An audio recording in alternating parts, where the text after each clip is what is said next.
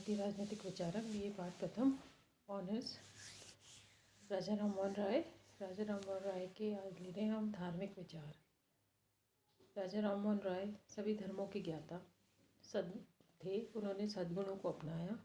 हिंदू धर्म की नैतिकता, मानवता, स्त्री पुरुष समानता के मूल्यों को उन्होंने स्वीकार किया।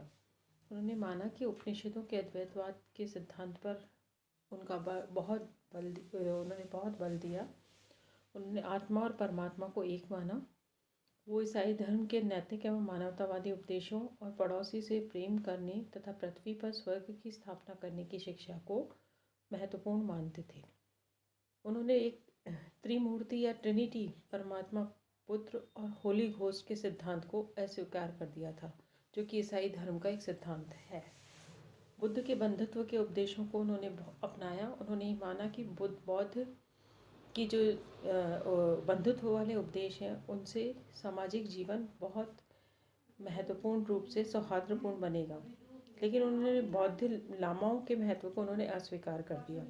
मोहम्मद साहब के तौहीद और एक ईश्वर की उपासना के संदेश को स्वीकार किया। राय के समय में हिंदू धर्म में अनेक जटिलताएं थी। इसके निवारण करने मोहम्मद साहब के तौहीद, एक ईश्वर की उपासना के संदेश को उन्होंने स्वीकार किया। राय के समय में जटिल हिंदू धर्म में अनेक जटिलताएं थी। इसका निवारण करने के लिए रॉय ने एकेश्वरवाद के सिद्धांत का समर्थन किया। नानक, दादू, कबीर जैसे संतों को आदर्श और सार्वभौमवाद को पुनर्जीवित करने का उन्होंने प्रयास किया। राजा राममोहन राय का मानना था कि धर्मों का उद्भव स्थल सामाजिक संबंधों की किन्हीं आवश्यकताओं में ही निहित है। उनके अनुसार व्यक्ति सामाजिक प्राणी है। समाज में विभिन्न व्यक्तियों के साथ उसके संबंध स्थापित होते हैं और समाज के माध्यम से ऐसे व्यक्तियों के साथ रहने के लिए नियमों का निर्माण किया गया है, जो कि विशेष प्रकार के विचार होते हैं। यही धर्म का आधार है जिस पर समाज का संगठन निर्भर करता है। आत्मा, परलोक को रॉय ने धर्म का आधार माना, परंतु ये रहस्यवादी तत्व है और इसे उपयोगिता के आधार पर ही स्वीकार किया जा सकता है। धर्म की प्रकृति को स्पष्ट करते हुए उन्होंने कहा कि जो ज्ञान को प्रेरित करे, ईश्वर के प्रति अनुराग उत्पन्न करे, व्यक्तियों में एक दूसरे के प्रति हमदर्दी पैदा करे, उनको मानवीय भावनाओं से मजबूत करे और उनके दृष्टिकोण में सौम्यता लाए। धर्म मानव कल्याण के लिए आवश्यक है। एकेश्वरवाद की एकता को स्थापित करने में सहायक होता है। बलि प्रथा का उन्होंने इसलिए विरोध किया था क्योंकि किसी के भी जीवन को लेने का अधिकार किसी भी व्यक्ति को नहीं है।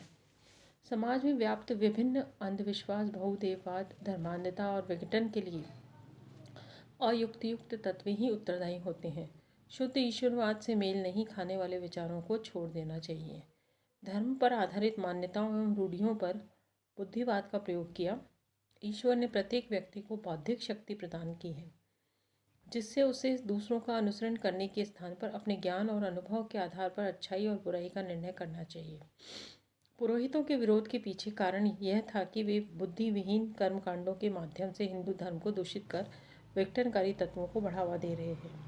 रॉय हिंदू धर्म की विशद दृष्टि एवं श्रेष्ठता के कारण उस पर गर्व करते थे।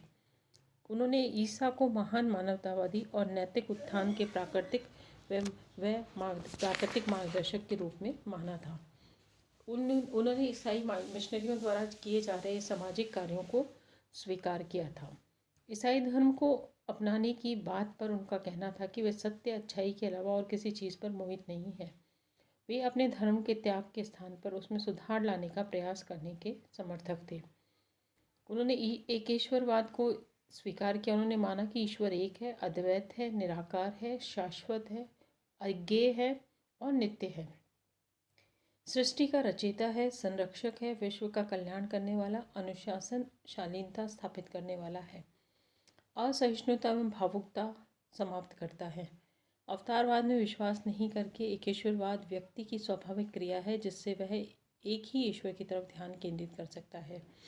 ईश्वर सत्य है। सत्य की खोज से ब्रह्म उपस्थिति होती है। ब्रह्म समाज का जब उन्होंने घोषणा पत्र निर्मित किया तो उसमें उन्होंने 3 मूल प्रश्न पूछे कि किसकी पूजा की जाए, तो जिसका उत्तर उन्होंने दिया, निराकार, सर्वव्यापी और सनातन व्यक्ति की पूजा की जाए। दूसरा उन्होंने कहा भक्त कौन है, इसके लिए उन्होंने कहा कि भक्त वो है जो सामाजिक मान्यताओं के अंदर रहकर अपनी धार्मिक जो मान्यताएं हैं उनका निर्वहन अच्छी तरीके से संपन्न करें।